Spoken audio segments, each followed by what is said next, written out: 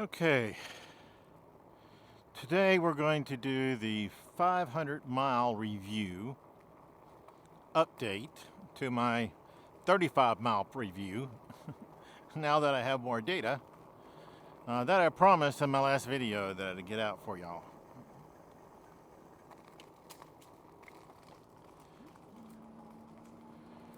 I'll try not to make this too long so that you don't have to watch the review forever. I just plan to talk about the wired cruiser. This bike I've had for nearly a year now, but I only have 500 miles on it because the first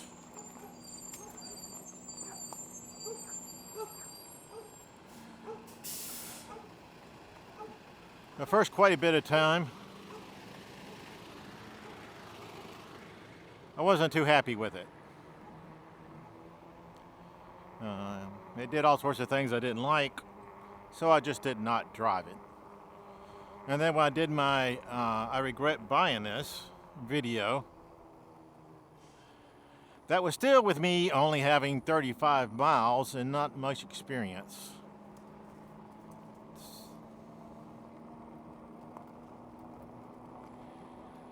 And therefore, with such small amount of experience, some people said you should wait because some of the things you're complaining about will fix itself by the time you get to 100 miles. So I was thinking, well, yeah, I guess that's fair.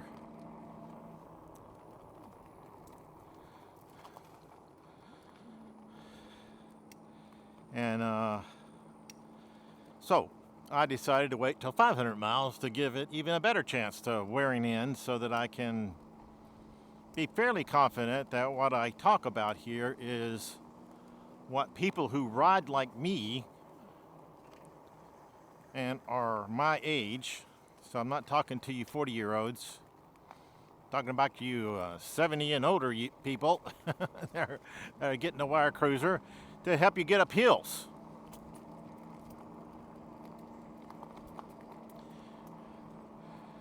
Now, one of the things I found out is that there are several positive things about the bike. And I kind of like concentrating on the positives first. And then we'll move to the things I had issues with and whether or not I was able to solve those issues. First off, with brakes. Brakes work well. I hadn't had any issue with it braking. Even going down extremely steep hills, braking works well. So I don't have any complaints about the braking. They did a good job with that.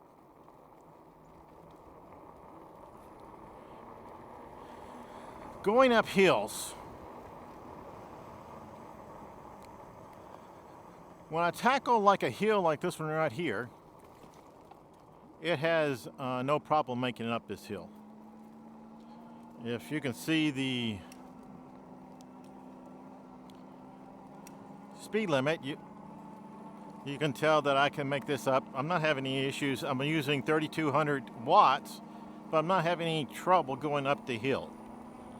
The one problem you're probably going to notice, if you can see the heat of the engine on that small hill, small being length, not steep, it's fairly steep, it just doesn't last very long, is that the engine heats up really quickly. So we got up to 141 going up that relatively short and length hill.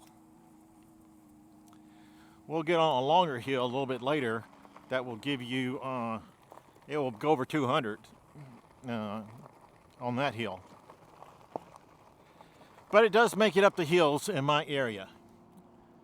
So for that help, I appreciate it. Not sure if it would make it up a hill that was like 1.5 miles or 2 miles long. In fact, it probably wouldn't. Not a steep hill that big, like a mountain. If you're trying to go up the side of a mountain, Yeah, you'll have to stop several times for it to get cooled off so you can continue on.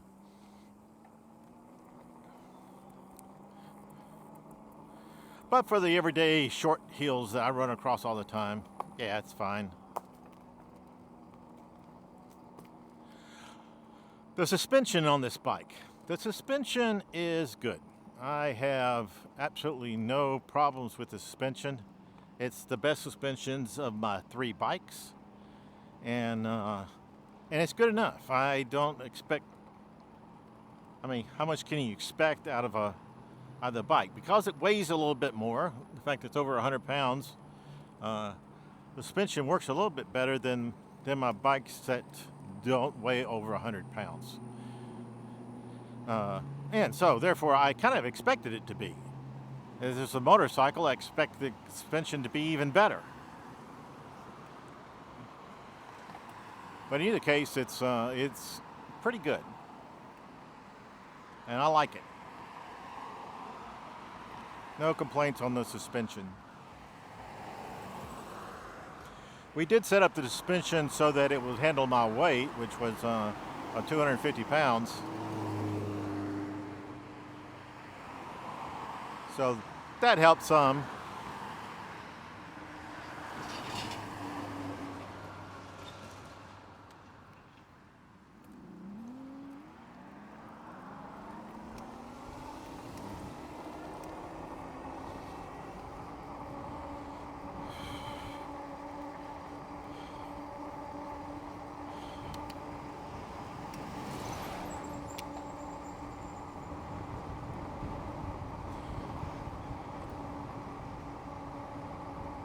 Yeah, usually this is like the fastest speed that I take the bike on.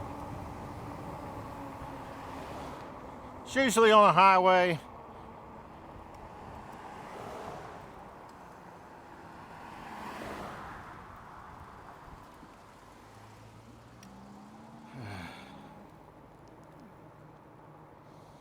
It goes well. Once I get back to the side streets, though, I slow back down to, less than 15.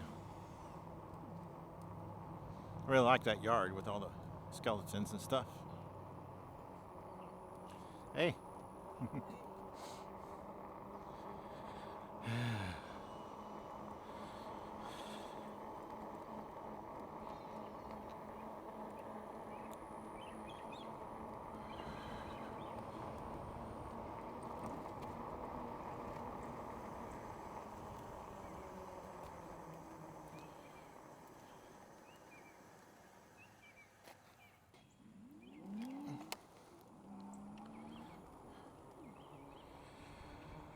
Yeah, the first time when I gave my I regret video, I pointed out that the bell was another thing that was positive.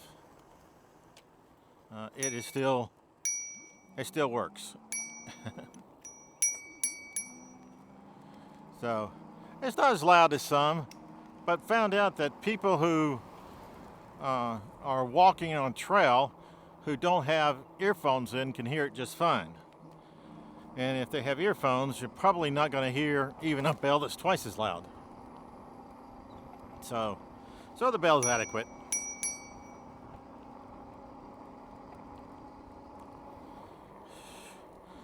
Also, I like the position of my handlebars to how I sit. If you look, you can see that I can sit fairly straight up.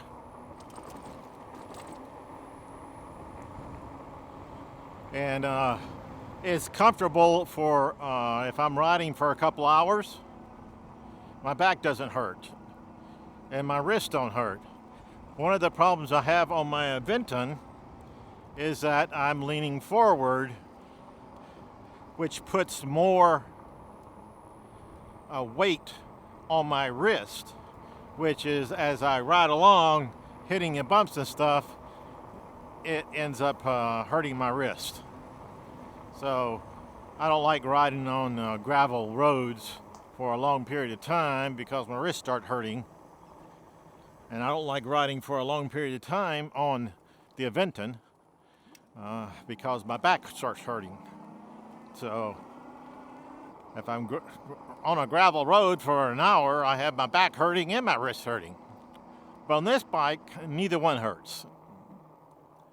It sets me up perfectly on my seat. My distance from the handlebars is the right distance. So it's good for me. I enjoy it.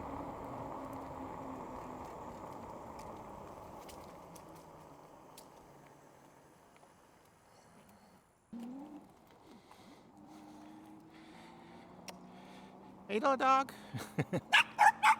Yeah?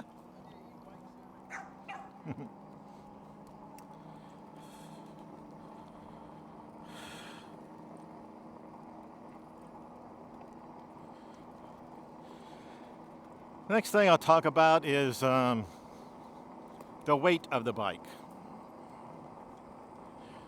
The bike is heavy, and it's even heavier with my chain, the 20-pound chain that I have.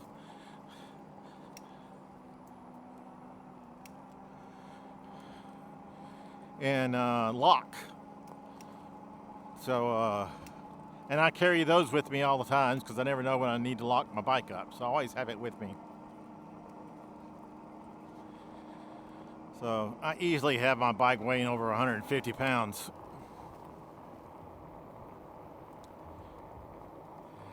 And I'm going to say that that's a lot of weight for a bicycle. Those on a motorcycle can handle a whole lot more weight because of how the weight is distributed in the motorcycle versus in a bicycle.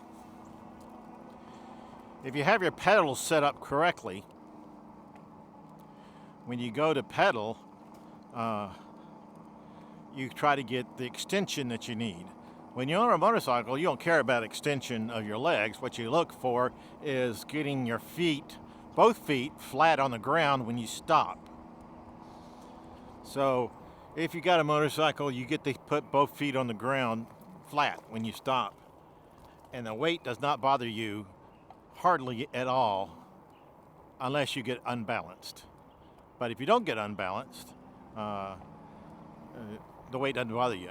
On a bicycle, it's different. Doesn't matter if you get balanced or not.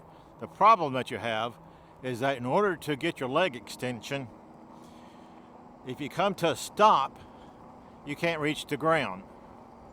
And when you can't reach the ground, you have to hop off your saddle and get in a position where you can straddle your bike and get your feet down in a good area where you can get some balance. That's easier when you're younger. As you get to my age, it becomes tough. And I had thought that when I first got this bike, that weight issue would just overwhelm me. I mean, you can only fall so many times, so you don't want to fall every single time you stop. Since there's hills everywhere, stopping on a hill is a really big problem. So you don't want to stop on a hill often. You don't want to ever stop on a hill.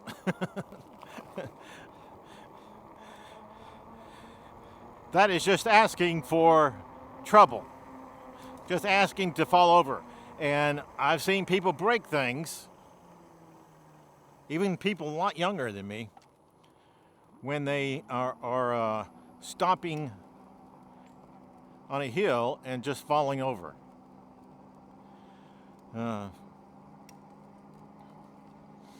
So I didn't want to have that incurred to me. I did not want the weight of the bike and my inability to touch the ground. So a couple of solutions comes to mind. One is you lower your seat low enough to where you're like a motorcycle, where you can get both feet on the ground. The problem with that is pedaling is now not really a thing you can do. With your feet that close to the ground, you just can't pedal. I can't pedal because it hurts my knees. Now here's the stop sign that's on a hill. I want to show you what I now have able to achieve, what I can now do. So we're pulling up the hill and we're stopped. I have only been able to do this, wow, a lot of cars.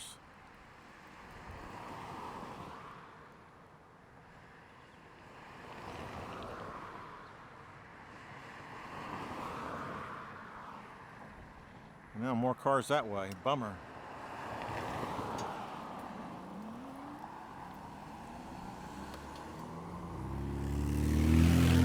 As you notice, I was able to stop on that hill. Now what I want to show you what I did was tough. The bike came with 2 seat posts for different lengths. So if you're shorter, one type of seat post would be good for you. And if you're taller, the other seat post would be. However, I'm 5'11", and 5'11" is right in the middle. The short seat post was too short, and the other seat post I could not get down low enough. So what I ended up doing was taking the seat post, maybe taking the seat post, yeah, and cutting off an inch, about that much. The reason why I had to cut it off because it hits the bottom. So I needed an inch off in order to get the seat to the level that I wanted to test. Now I wasn't sure this was going to work. Yeah, this starts out as an idea, and you don't know if your idea is going to work.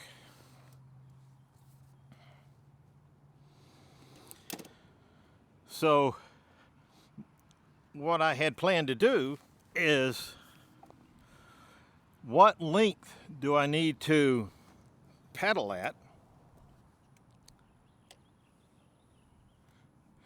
in order to not hurt my leg, my knees? Now I don't get full extension where it's at, but I decided that I would not push the bike hard by pedaling at any point in time. So if I'm going up a hill, this bike can get me up the hill without me pedaling much, or maybe none at all, depending on the hill. So therefore, I try to only put in the exact amount of pressure on my knees to where they don't hurt. So cutting off that inch allows my seat to be at the exact height that I need in order to pedal without hurting my knees, and being able to stop with my feet on the ground. Now when I stop at something like this, it was never a problem. But now I got not only the tips of my, but I can get on the balls of my feet. The balls of the feet is what I am. And being on the balls gives me enough control over the weight of the bike that I can continue to, that the weight doesn't become a major problem.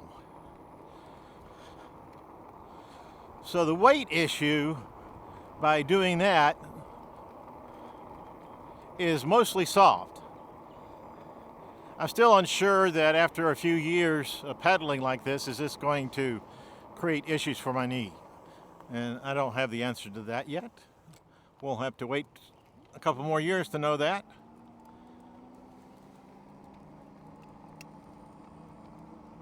Hello.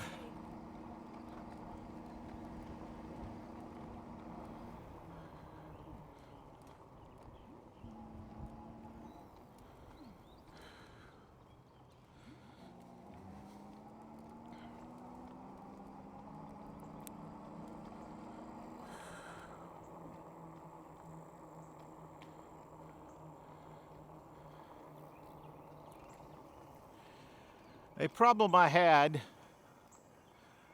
was with the throttle. Now, not everybody's going to have this problem, but I did. And what my problem was that if I wanted to make a U-turn like this, and I needed a little bit of throttle, I couldn't do it. Because my arms were trying to control my bike on whether I was turning or not. It could not also hit my throttle. So if you're turning on a hill, now this is flat, it's not a hill, but if you're turning on a hill, you need that throttle in order to complete the turn. And I could not use the throttle to complete the turn, so I ended up having to stop, getting off the bike, pushing the bike around the rest of the way, and then, so that was irritating. It was doable, but irritating. So I got this stub throttle now, maybe, whoa. Maybe you can see this thumb throttle right here. It was only a couple of bucks, but what it did was that it just snapped onto the throttle. So now as I'm turning, I can keep control of the bike, and if I need an extra throttle, I can use the thumb throttle in order to allow me to complete the turn without issue. That was a major accomplishment. I mean, I guess everything you're looking at is it's minor, but it's not. Everything depends on whether or not it keeps you from falling, or it keeps you upright, it keeps you from making mistakes. Everything contributes slightly to how well you and the bike get along.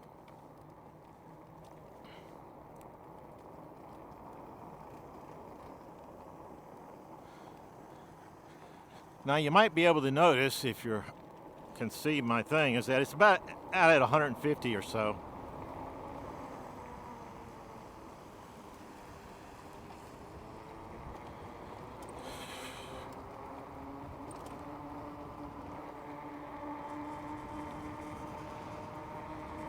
Yeah, this is all downhill, so I don't have to pedal or anything.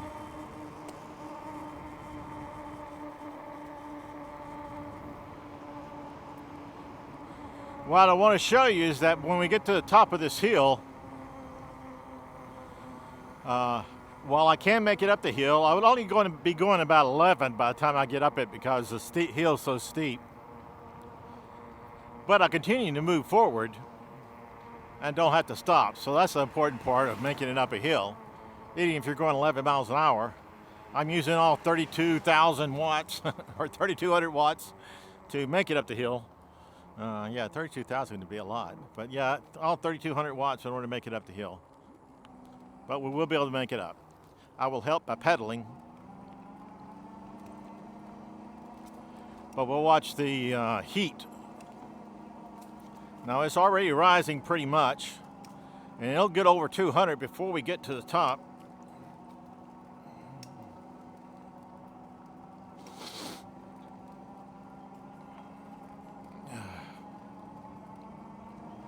Yeah, so it's up to 203, 204 now. And now that I stop, it still rise for a bit longer. It's up to 224, 230, 231. It's up to 240. Now it'll quit running if you hit 300. So 250. So we basically stop at 250, and then it starts going back down. So that's what I mean by longer hills. That hill wasn't that long, but it got me up to the verge of overheating. Just a few degrees more, and it would have been over, or it would have been to 300, and at 300 it shuts down. So as long as you got short hills like that, this bike works.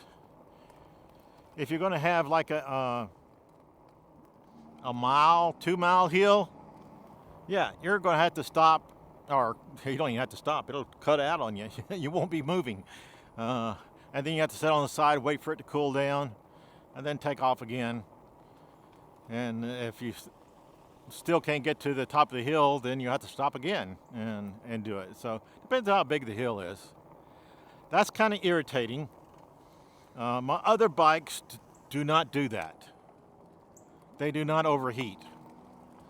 So I don't know how heat works and why this bike overheats and my other ones do not. They can make it up the hill too, but it's a much bigger struggle for me. I have to do a lot of pedaling in order to make it up. A lot of hard pedaling. Where this bike here, I only do soft pedaling, and it allows me to make it up at 11 miles per hour. So, important information for you to know if you're looking at buying this bike is that going up a long distance hill that's that steep, that's a 19-degree plus hill. So we're talking about a fairly steep hill.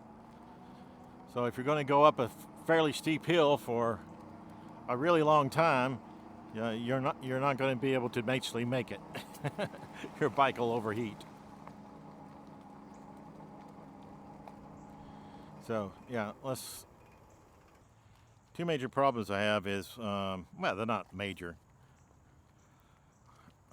One, let's get off the bike and look at the back tire. As you notice, I no longer have a metal fender there, because when I had the metal fender on, all it did is rattle and make noise. I couldn't figure out how to stop it. So I thought the battery was also making rattling noise, but once I removed the fenders, all the noise stopped. So I guess the battery wasn't making noise.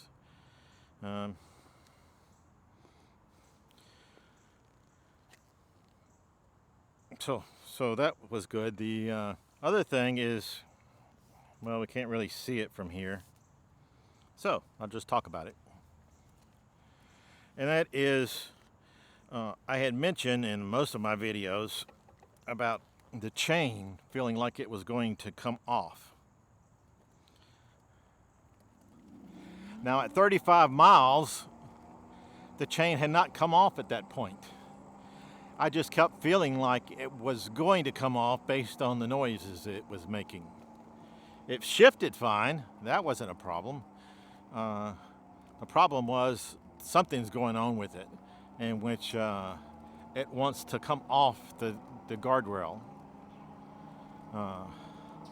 So now that I have 500 miles, I had the opportunity for the chain to come off. And it was when I was pedaling down the road, heading about 30 miles per hour, and it just came off. And when it came off, you know it immediately, because all of a sudden it's easy to pedal. And so I had to pull into a business parking lot area and put the chain back on. It didn't break. It just came off, and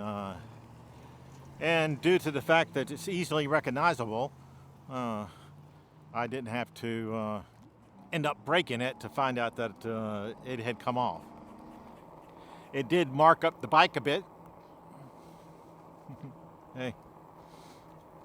So yeah, I wish it wouldn't have done that, but can't do much about that. So chain. Now, I did make some adjustments to the chain, which if you listen now, you don't hear it making noise as often. Still does a little jump thing every now and then. But I made an adjustment to the tightness of the chain. And I also try not to shift a whole lot. I usually shift between 5th gear and 7th. That's usually my two best gears to be in as far as pedaling. Yeah, so if I'm going like 12 miles per hour, I like being in the 5th gear. It's easier to pedal there. If I'm going 20 miles an hour or higher, I try to go to the 7th gear, because it's easier to pedal then. So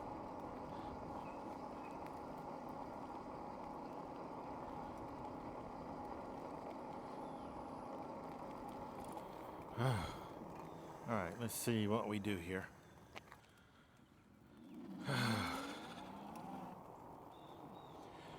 I did change out my bike seat. That took a few tries to try to get one that worked for me. The noseless ones are not good if you're going mountain biking. But since I'm not doing mountain biking, then the chain where it's at, I mean not the chain, the having a no-nose one actually is the most comfortable for me. So I've been able to go on a couple of 2-hour bike rides and not have any pain, which I consider a good thing. I like going on bike rides where I don't have a lot of pain or any pain.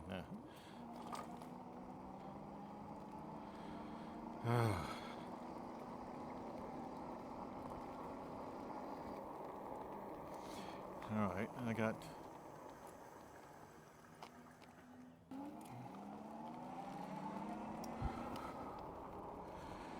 one of the things I complained about a bit just because I just liked the way it felt was not having a trigger shifter.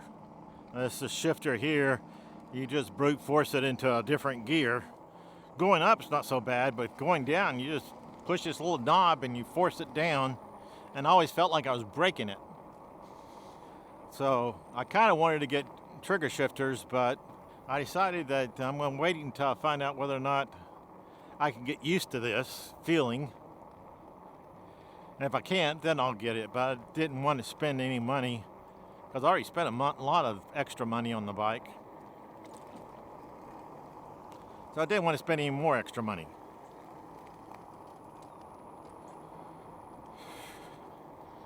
Well, my temperature is below 200 now, so it's cooling off from my uphill ride. And the other thing, which I thought at the time was very important, and that was how my bike turned left and right. Right now, turning left and right is exactly like turning left and right on any of my other bikes. Before, it was tougher to turn left and right, and it was even more tough to turn left than what it was to turn right. And in fact, that contributed to one of my accidents because it was so bad. But yeah, that all went away. It's just perfectly fine now. It turns right and left equally, so that's no longer an issue. What is an issue is wobbling. It's kind of a minor issue because as you slow down to turn, your front wheel starts wobbling back and forth like that, and it's kind of irritating. Doesn't throw me off. It doesn't make me all of a sudden want to wreck, but it is irritating. Yeah, it didn't all of a sudden become not irritating just because. Oh yeah, this is not going to be easy. I think I'll go to the next exit so that I can get in the trail of cars and go to my exit.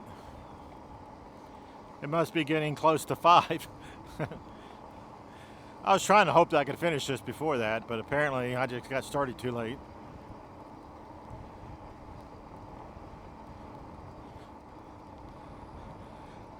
I really don't know how far this bike will go.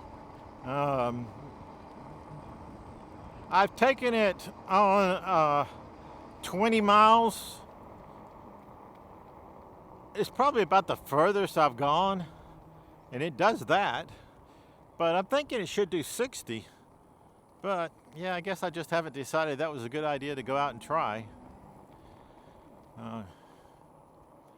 Yeah, you go out 20 miles, but coming back you don't have to go as far, so coming back might only be 10 miles. So, and for the most part, the last one, when I was on the last video, that one was probably the worst that I've been, and I got back at around 35. So that wasn't that bad. You know, I started getting nervous around 60, so I had to start heading back, and so I got back at 35. So, you know, how much longer did I have? I don't know. So I can't comment on how far this bike can go with my riding style. Now, one of the other complaints that I had made was that my front wheel wasn't looking like it rolled correctly. Hey. And you kind of want your bike to roll correctly. So I looked at it, and you could see that it wasn't rolling smoothly, but that didn't tell me that it was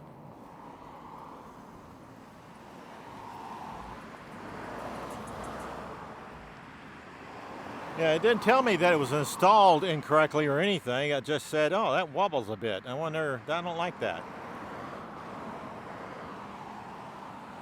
But turns out that once I had the tire explosion and had to put on a new inner tube and had to seal it myself, that I was better at sealing it, and the wobble, or the tire wobble thing went away. That's independent of the steering wobble. The steering wobble is a different issue. So it is still there. It did not go away.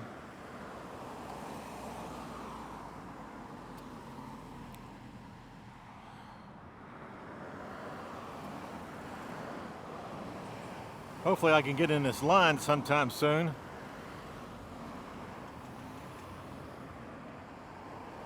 And not get run over by any of these cars.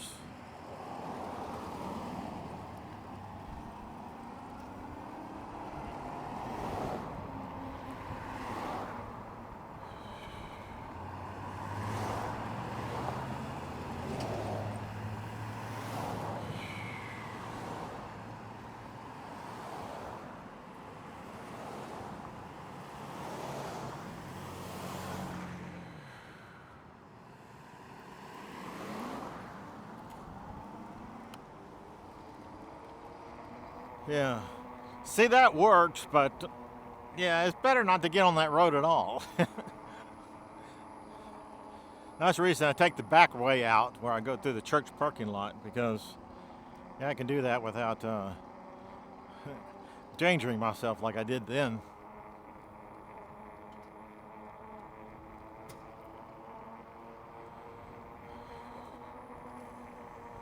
Oh, can I avoid getting hit by that car? Yeah, I can. All right, good. Okay, so I think that completes my overall issues with the bike. As you see, most of the problems were solved. Not all of them. I still have some of them, but I think I can live with the ones that I still have left. So I will be keeping the bike. Hello, puppy. Hi.